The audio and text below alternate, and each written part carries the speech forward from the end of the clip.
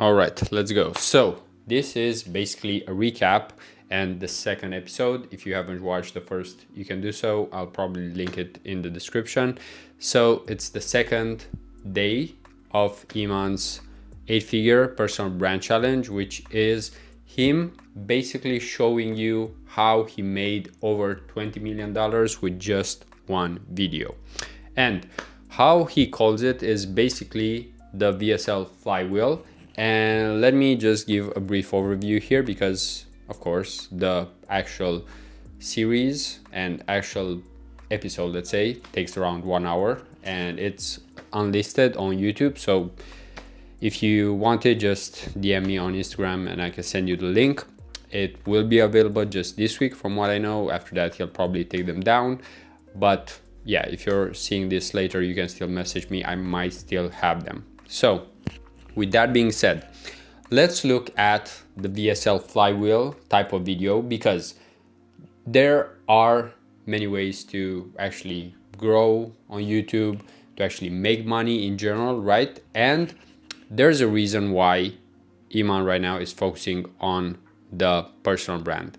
And that's because right now he is basically promoting himself by actually creating content at the same time while actually showing you what he's been doing in the past. And basically what he's doing right now, a live event, this is something that he'll probably not teach you just because he is not the guy who like invented this. He also receives help from other people. I think he's also been in the mastermind of Sam Ovens, if I'm not mistaken, who was making like $36 million a year in revenue, but I do think he was making much less in profit. And let's be honest, most of us actually should care more about profit unless it's about an exit. So let's come back to the recap of the second day.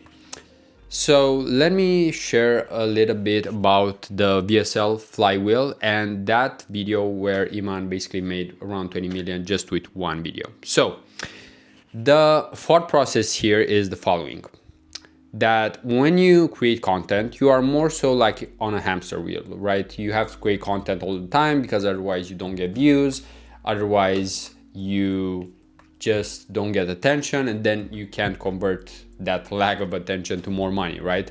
It makes sense. So the new way, let's say, to actually do this, right? Because I would say that Iman has been one of the guys who has innovated in the online space, and let's break it down. So what's the strategy here and how you could also implement it for yourself? Because the goal is to have something to sell, right? Like you should have something to sell, either a service, a product. This definitely works much better for services, but it can also be a product. So even if you have an eCom brand, this would still work for you. So let's look at it like this.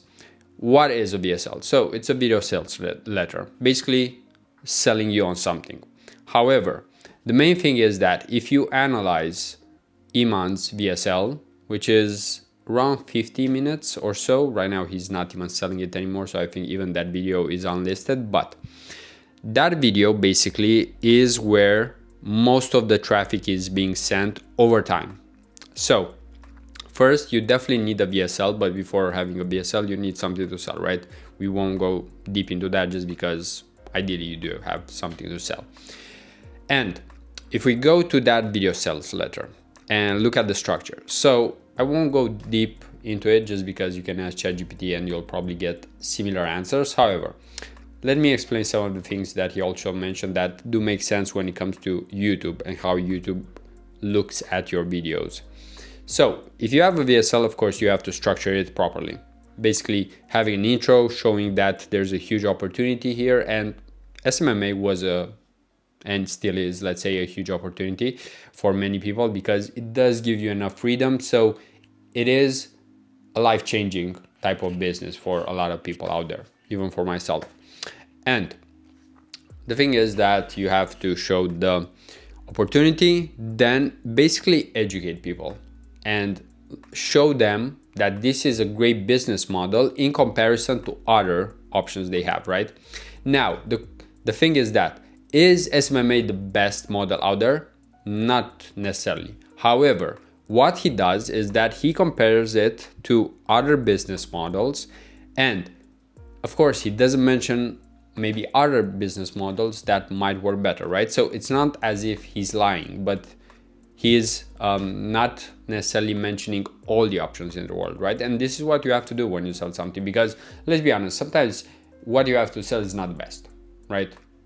Because let's look at it from any perspective. Is product the best? No, they just have huge markups. Is, let's say, a cheap product like a Bic the best? Not really, because it's pretty cheap, and if you compare it to others, it's not the best. However, they are both leaders in their own category. So Prada, Gucci, and all of that, they are leaders in how much they mark up, and of course in status, right? While, for example, Bic is probably one of the best at having a low cost for pens. So this is where you have to actually look at the strengths of your service or business. For example, if you have an agency, you might have different things that differentiate you, that make you unique. The fact that you're a boutique agency, so you actually can offer more, let's say, time and attention to a client. Or if you're a big agency, this is where you can actually say that you have access to a lot of accounts, so you have a broad view of everything that's happening in the e-com world, for example. However, if you have an e-com product, so you can actually show the problem, right? For example, if you have a product that's without any sugar, without any preservatives, without any things that are unhealthy, then that's a benefit, right? And that's why you'll see people spend a huge amount of money on some things which might not be worth it. For example, a can of Coke versus a can of a product that's, let's say, more healthy, there's a difference between them. Coke has a higher markup, so they actually sell something that's lower quality, water with caffeine and some taste, while another product might be a drink with ashwagandha, with L-theanine for sleep and so on, right? So much better ingredients, but it will also be more expensive. So how do you sell that? Well, you sell it by actually showing that there's a problem, that if you don't drink this, you'll actually have less time on this world, because you'll just be more unhealthy over time instead of being healthy. So that's the solution, right? And coming back to the VSL. So at the end, after showing the problem and so on, like, you have to introduce your solution. So your product, your service. So if it's an e-com brand, that's why you can actually have a VSL, so a video, YouTube video actually, where you tell your story as a founder, where you show the problems in the world with health, and then how your product is solving that, right? However, this is the VSL, right? So we're done with it. And what happens after you create a VSL? Well, the goal is to send as much traffic as possible to it. And the best way to do that is to keep creating content, but content that isn't salesy. So content that is actually helpful, and content that over time will actually send traffic to that video. So that is the purpose of the VSL, to sell people on something, but you don't want to sell all the time, because if you always sell something, people won't really trust you, right? Like if you meet with a friend, as an example, and he always sells you something, would you enjoy those conversations as much? I don't think so. And that's basically because, and right now I'll scratch my eye, so no cuts in this video. But the thing is that we can understand why it's not ideal to always sell, because we don't feel good when someone wants to take something from us, and we are much more inclined to actually receive value and trust that person because they offer us free value, right? That's reciprocity. So they are influence principles that Robert Cialdini uncovered for us like decades ago, nothing new. So the info is not necessarily a secret, but we do need to have a specific strategy, right? And this type of strategy, as you can see, with having one strong VSL video and then always linking to it, is something that will be an asset for you for the rest of your life, right? And there are, of course, many other things, but think of it like this. YouTube, what do they want from you? They don't want you to leave their platform, right? So what's one way for you to keep people on the platform? Well, to create value, to create multiple videos over time, for you to have a library of videos. And the benefit over time is that you're not necessarily in a hamster wheel. And let me tell you why. Because let's say you stop actually creating new content for maybe 1 month.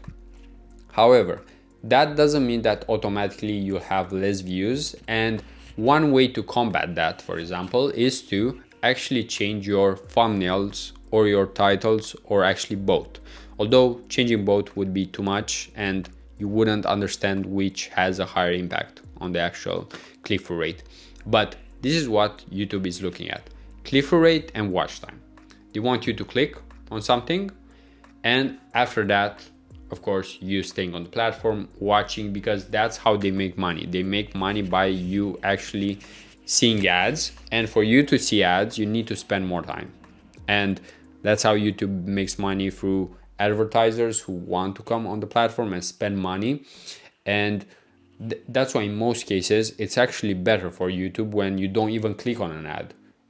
And it's actually better when you still stay on YouTube, on the app, but you don't click, you don't leave, you just see an ad, because the advertiser will still pay. And the thing is that everybody to some extent wins.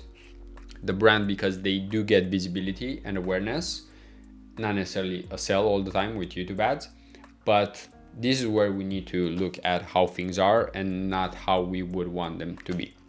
And with that being said, I would say these are the main things for the second day. As a recap here, the fact that a VSL will be an asset for you for the long term, but you also need to know what that VSL is about. And like I mentioned, it should be about your product, your service, and ideally something that you can sell for a longer time, just because you do want that to be an asset for the next maybe 2 or 3 years. And that means that you shouldn't change your offer too much. For example, right now, Iman doesn't have that offer anymore. He's not selling you how to create an agency.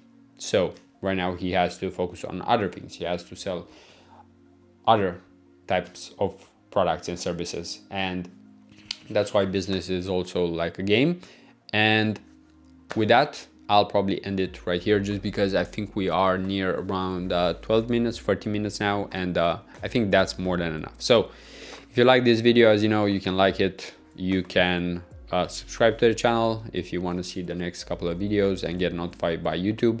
And of course, you can always hit me up on Instagram. And that's mostly it for this day. And we'll see each other tomorrow if you are still curious to look at how the VSL flywheel works and how to actually create it. So that being said, until next time, peace out.